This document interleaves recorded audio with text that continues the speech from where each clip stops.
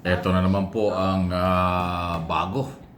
Ah, may na-discovery na naman po na insertion o isiningit na budget dito sa proposed national budget for 2026 next year pa na nakita sa Kongreso at Senado.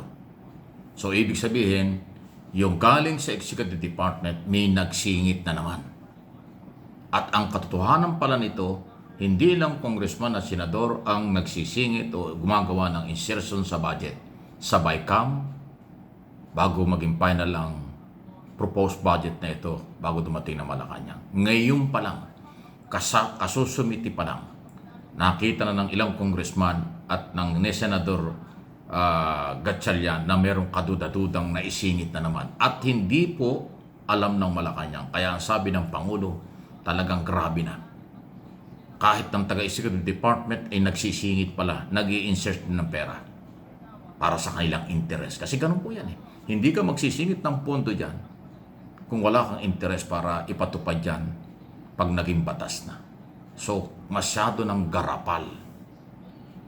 So, hindi lang politiko, kung hindi taga-executive department na gumagawa ng budget, proposed budget, ay involved na sa insertion. Napakadelikado na po nito. Talamak na talaga ang lukuhan, dayaan sa pera ng taong bayan. Yan po yung aking opinion dyan. Kasi kung ang taga-executive department ay gumagawa ng insertion, ibig sabihin pinalulusto nila si Pangulong Marcos. Dahil ang proposed budget ay Office of the President. Binabalangkas yan ng proposed budget ng lahat ng opisina ng gobyerno sa executive department mula January. So may nagsisingit na hindi napapansin ng Malacanang. Kung ngayon pa lang na mag-uumpisa pa lang po ang pagdinig sa budget proposal, nakita na. Di lalo na ho sa pagtatapos nito.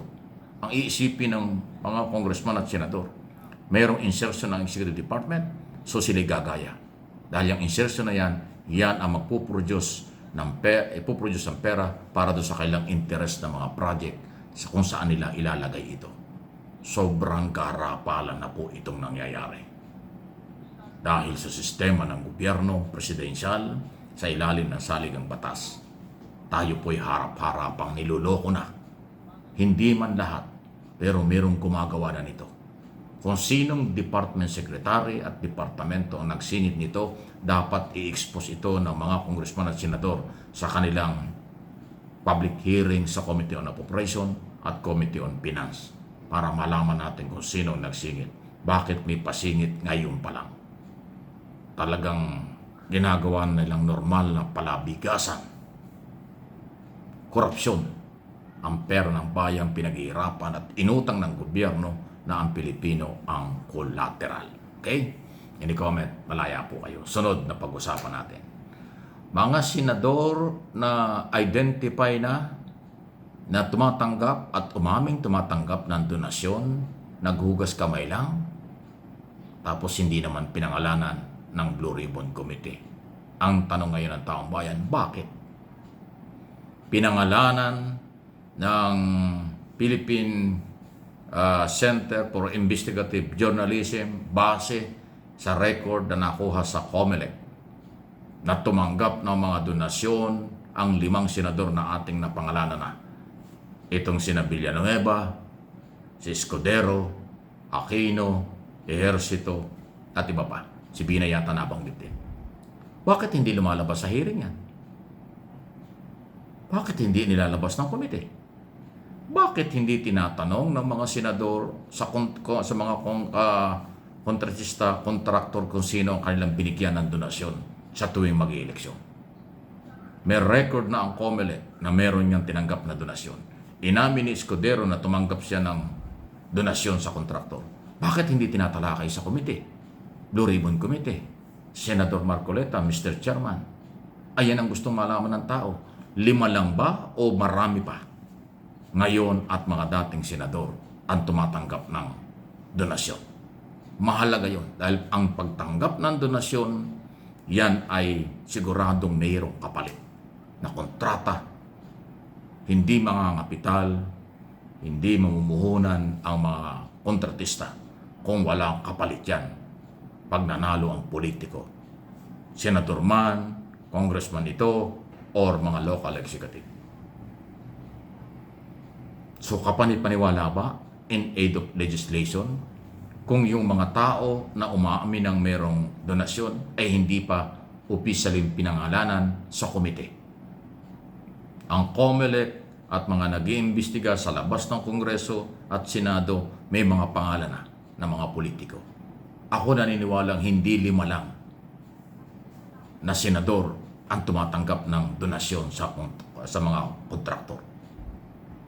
Hindi lang kasalukuyan or mga dati pang senador. Hindi ganun lang. Marami pa yan. Bakit hindi pangalanan? Yan ang ating hamon kay Senador Marcoleta. Sana hindi nyo pinagtatakpan. Pero para hindi pag-isipan ng taong bayang may-ari ng perang inyong pinagsamantalahan na kung sino man ito, huwag nyong itago ang pangalan ng iba pa. Dahil marami po ang tumatanggap ng donasyon. Yan ang dapat itanong ng mga senador doon sa kontratista. Sino ang kanilang binigyan ng pera tuwing mag-ieleksyon? At ano ang kapalit nito? Yan ang dapat. Hindi po lumalabas sa hearing.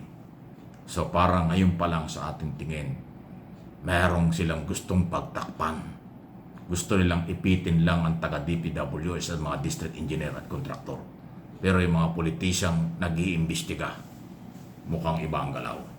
Kaya tama lang na magkaroon ng Independent Commission, Office of the President. At yan nga po ang ginagawa sa kasalukuyan. Secretary o former Secretary Bunuan, hindi yan dapat makaligtas dito.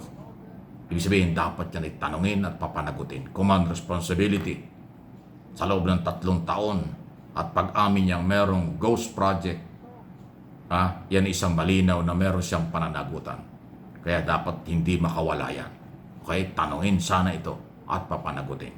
Kung makakalusot yan sa Kongreso at Senado, hopefully sa Independent Commission na binuo ng Office of the President, mananagot sila. At hindi ho yan dapat pakawalan. Muling isalang ang mga kontraktor sa susunod na hearing at tanungin hanggang saan level sa mga politician at government official ang binibigyan nila ng pera. Yan ang dapat malaman. Hanggang saan level sa ating gobyerno ang tumatanggap ng komisyon galing sa mga project na ang namimigay ay mga kontraktor dahil sila ang nakakasingil. Sila yung tumatanggap ng kabayaran mula sa gobyerno. Kaya dapat pangalanan kung sino-sino ang mga nakikinamang dyan.